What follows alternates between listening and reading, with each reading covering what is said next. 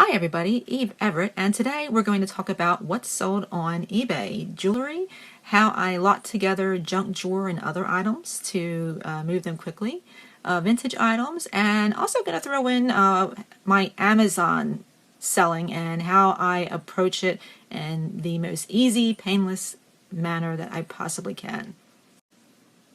But first, a minor point of interest. Yes, it is that time of year where we begin thinking about getting ready for the holidays and coordinating buying trips for buying presents as opposed to buying trips for reselling on eBay. Although sometimes both happen at the same time, right?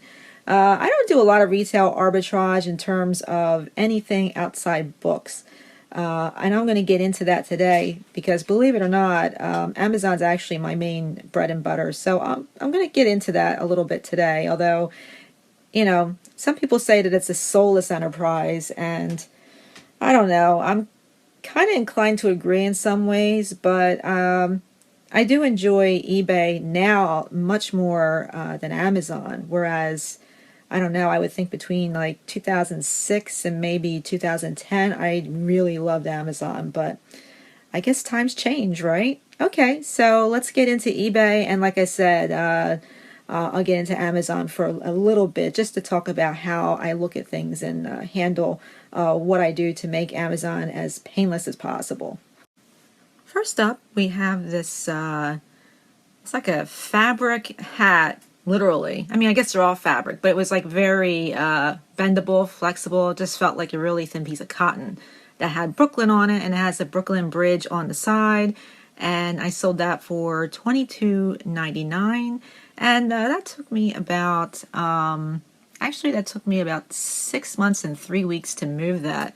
Really thought because of the design and the pattern that it would move faster, but it is, I guess, fairly specific, so maybe that's why it took longer. But like I said, I generally deal on long tail anyway, so as long as everything is steadily moving out the door over time, that really doesn't bother me much. But I do like letting people know when I can how long things, at least for me, take to move, so that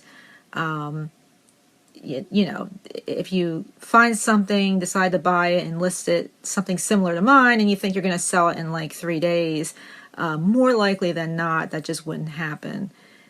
Anyway, let's see what's next. This is a Metropolitan Museum of Art floral animals silk tie, and that's literally what I put. Took me about a little over 5 weeks to move this for $23 and ship that to Chicago. And I like museum ties.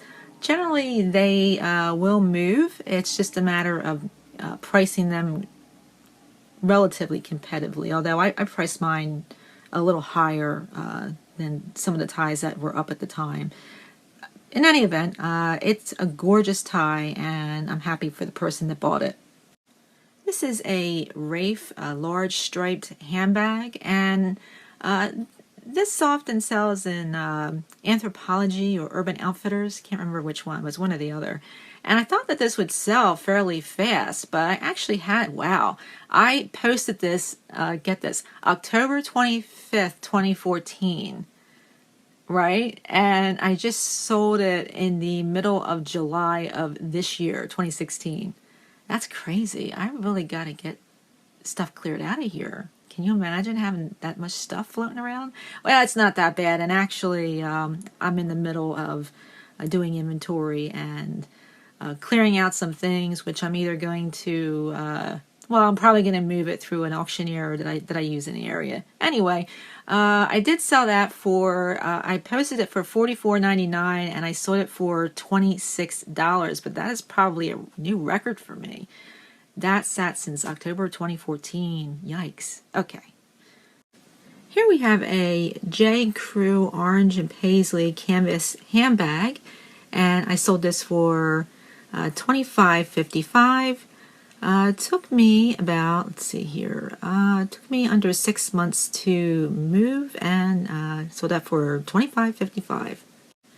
This is a vegan messenger bag by a company called Haiku, and they do fairly well on eBay. I sold mine for $35, and it took me about a month and a half to sell. Here we have this is probably more towards the 70s. There's several different periods of when Carnival glass was made. This is more recent, and it's a Fenton Red Carnival souvenir glass compote, and I sold this for $39, and that took me about under 3 months to sell. Shipped that to Alabama. This is a Quimper little, I guess it's like a trinket bowl, and very small, about 3.5 inches by 2 3/4, and I sold this for $39. It did have some chips in it, but it's, as you can see there in the bottom right and on the sides, actually had like 4 or 5, but it was an older piece, which probably explained why I got that. And you can get some pretty good prices on these. And here's another Quimper, very old rustic version of this pottery, and it's got some flaws there. And this was about 2 inches tall. I sold this for $24, and it took me about, well, actually, let's see, it took me 6.5 months to sell that. Shipped it to New Hampshire. And here is an example of what happens when you go to the thrift shop and collect things over time. Sometimes I'll find certain items that I like to hold on to and then lot them together to get a decent price for them. For example, metal thread does pretty well. It's basically like an embroidery thread that has a metallic or metal thread running through it. And here I just collected several of them over time, lotted them up for $22.50, and I sold that lot in under 2 months. And actually that went to Greece. And here I lotted up several coin capsules and held on to them. There's about, 8 there, I think. And I lotted those up and sold them for $22, and that took me about a month and a half to move. Here's another lot that I put together from a few visits from the thrift shop over the course of some months. There's 3 stretch faux pearl bracelets, probably more in the 80s to 90s range. And then I have a faux rhinestone and pearl collar. That's probably mid-century, and along with a 3-strand faux pearl necklace. And I sold these in a lot for $25. Did take me about a year and a half to sell, and I shipped that to India. This is a lot of several gold tone, I guess a nautical theme, a button lot. But I think the person intended to make a charm bracelet with it, so I put it all together and as a lot and sold it that way, and I sold it for $23.50. And that took me about 2.5 months to sell. Here I've allotted together 5 different Japanese rabbits, I guess, rabbit figurines. The 2 in the front just had very expressive faces, like they, were in on something that the rest of us don't know about. And they also had these really cute fuzzy feather tails. And behind them there's like 3 other matching figurines. So 2 that match each other, and then there's 3 different ones behind, also mid-century. And I got these at the Weigh and Go. I found the front 2 on one visit, and then I figured, well, maybe I'll throw some more in. And I put them aside, made a note, and usually I'll keep a spreadsheet of things that I want to lot. So that way, if, I'm not forgetting, that I have something. I mean, we've probably all done that before, where it's like, I want to put this together, but do I have that? Where to go? So what I do is, if I find something along the lines of, gee, this would do much better in a lot if I could find more of them later on, I'll just make a location for them, note the location in my spreadsheet, and that way when I come home and I have some other odds and ends, I can match my odds and ends up over time. So anyway, I have 5 of these figurines, roughly anywhere between 2 inches to 3 inches tall, and I sold those for $39.99 and shipped them to California, and that took me about under 4.5 months. Here we have a 4-piece mid-century jewelry lot. The ones on the right-hand side there are probably Deco era, more 1940s. In any event, I lotted them all up. I actually did find these at the Weigh and Go over time as well. All in nice shape. I could have sold these separately, but I'm not like a huge costume jewelry person. And although some people get very excited by vintage jewelry, and I do sell quite a bit of it, I just don't get into it the way other people do anyway. I did lot these up and I sold them for $35, shipped them to Rhode Island, and it took me about 4.5 months to move those. Alright, so here we have a Nicole Miller with the tag on it. It's a St. Joe's silk tie. And I thought I would sell this thing, you know, within a reasonable amount of time, but it actually took me over a year to sell it, and I finally accepted $10 for it. Here we have a pair of Della Nonna blue knit baby shoes, and they're more of a high-end Italian line. These were in very good condition, and I ended up selling these for $20, and it took me about a year and 1 month to sell those. This is a LL Bean leather fanny travel pack, and it's one of those where you just kind of loop it in your belt, so to speak. And I sold this for $23. Had some scuffs on it, but anyway, I did sell for $23, and that took me 7 days to sell.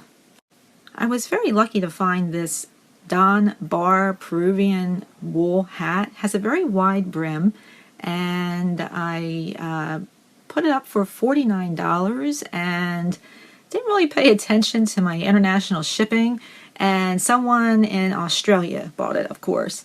So the shipping charge that I didn't change was $20.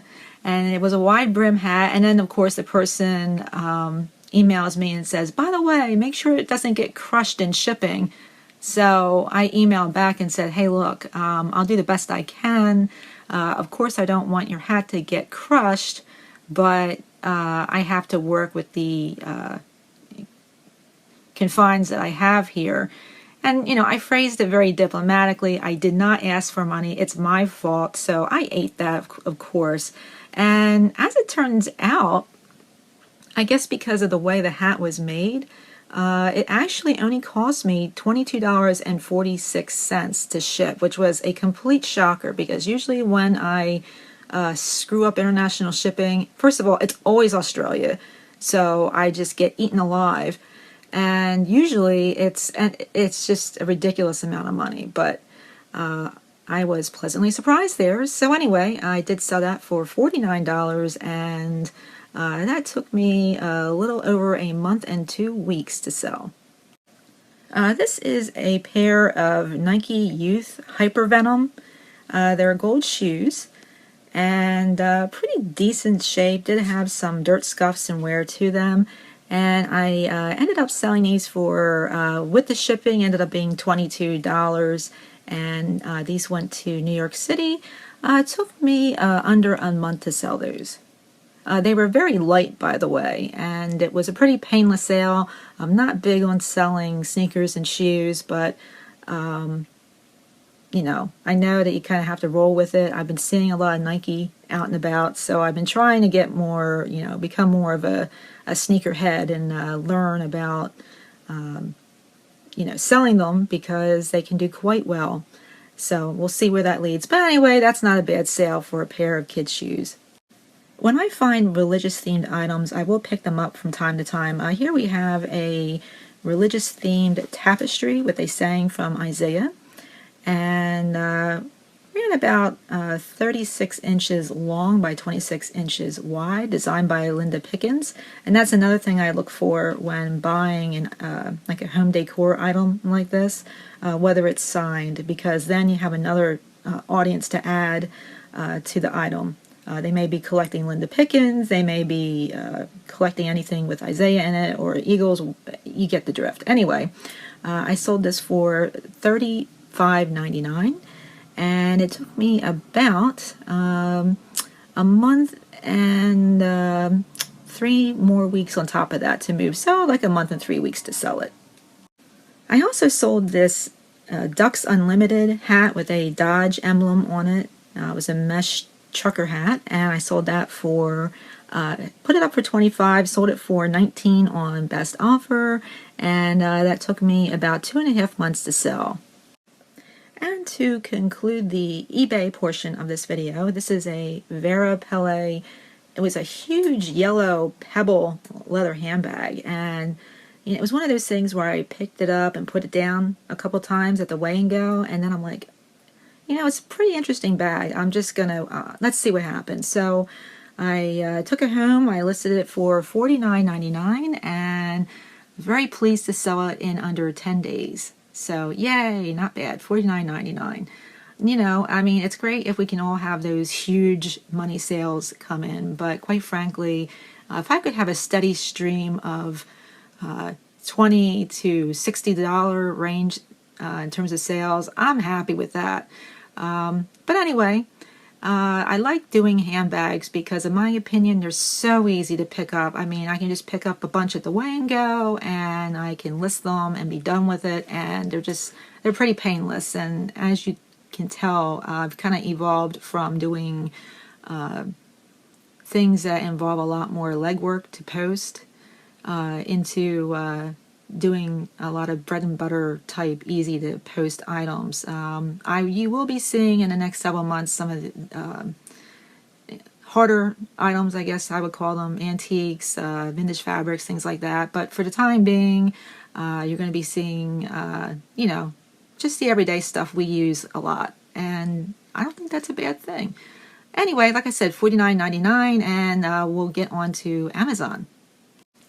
All right, so moving on to Amazon, and here we have a snapshot of a few days. I typically sell, I would say, over 90% textbooks and nonfiction books that are technical related. And I've been doing this since about, oh gosh, I was still actually doing it when I was working for someone else, and that was back in 2003, I think. And Amazon has evolved greatly over time, and I still sell the same genres, and but I have kind of given it a back seat. It does very well, but it can be boring as hell, I'll tell you what. Anyway, I'm going to show you like a quick overview of how I determine what I'm going to buy and why I buy it to resell. Alright, so these sales are over the course of about 3 days, and happened about a little under 2 months ago. And this will give you an idea of what I do. Like, for example, we have a soils and construction book I sold for $54.95 before fees. I have a My Math Lab access card that I sold for $69.99. And then I have like Living with Art for $28.07, and there's an effective writing handbook for accountants for $49.99, so forth and so on ad nauseum. But how do we decide what to buy and sell? Do you just throw anything into your cart where you are and hope for the best? No, not really. I'm going to give you my take on how I've been doing it since about 2003. And show you what I think of when I am buying books to resell on Amazon. So again, here we have the Effective Writing, a Handbook for Accountants, which is a book that actually I sold 3 of them in September for around the went anywhere from $49.99 to about $54, depending on what the market was doing at that time. And what I do is All right, so let's just use this book as an example, okay? All right, so here we have this book here. All right, so the first thing that I look at is what rank is the book? And aside from what I can make off the book, that consideration is the most important. For example, let's say you have a book that Amazon has it up for, I don't know, $150. You found it at the thrift shop. You're like, oh boy, I'm going to make $150 off this book. And then you look further down and you see the rank is 8 million. That generally means that you're going to be sitting on that book for a very long time. However, there are exceptions to that rule. But for 98% of the time, I will say that it simply means that that is a book with an extremely slow rate of selling / velocity. Velocity is simply, well, how fast does the book sell? And that is going to be, the velocity will be different for the same book at any given time of a year. For example, velocity for books is much faster during school season where people are going back to school, as opposed to velocity during the beginning of summer. So what I'm saying by that is you can have a rank, like this book is 23,201. That rank can have totally two different meanings relative to how fast it will sell depending on the time of the year. And I know that's confusing, but trust me. For example, 23,000 rank in the fall is going to still sell much faster as the same rank in the summertime. So again, I can explain that in more detail, but all I'm saying is things are going to sell slower at different times of the year, and even if the same number is there, it can mean different things depending on when you're seeing it. I hope that makes sense. If not, let me know and I'll try to explain it better. I'm not doing a great job on that. But long story short, this is for that effective writing and accounting. And here, I'm looking at it and going, okay, great. I have a 23,000 rank, and the book is selling for $49.99. And quite frankly, it's a bit of a moot point because regardless of the time of year, I would have bought this book anyway. And as it turns out, I did some retail arbitrage and got the book to resell a couple times over, which I did. One of the tools that I use to determine whether a book is going to be a good seller or not in terms of, well, let me back up. This is bookfinder.com. I have no affiliation with the site whatsoever. Now, let's say you find a book that has either no rank at all, or let's say it's like 10 million, okay? But it's like $300 or more, and you're so thrilled. Unfortunately or fortunately, there's one or two meanings to that, and Bookfinder will help you find the answer. Not camel, camel, camel, and here's why. Because camel, camel, camel cannot tell you whether the book is truly valuable in terms of being collectible or antiquarian. So let's say you have a collectible or antique book that's on Amazon. It's got a really bad rank, maybe 8, 10 million, 3 million, whatever. But it's selling for a lot of money. Well, do you pick it up, buy it to resell it, or do you just say, oh, never mind?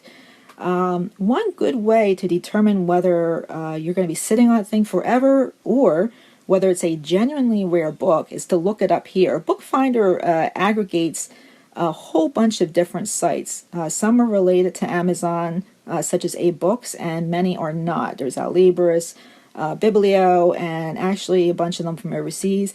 And you can get a fairly decent idea of whether or not that book is truly collectible and is going to move, or whether it's just, a bust, like a, old microwave cookbook, and it's just going to sit there and stare at you for 3 years and never sell. So bookfinder.com is a great way to look things up and see if what you have is a fluke or something that's going to rot in your house or is going to move. Oh, guys, I'm sorry. Actually, these are from August of 2016, so my bad. Anyway, that'll give you a pretty decent idea.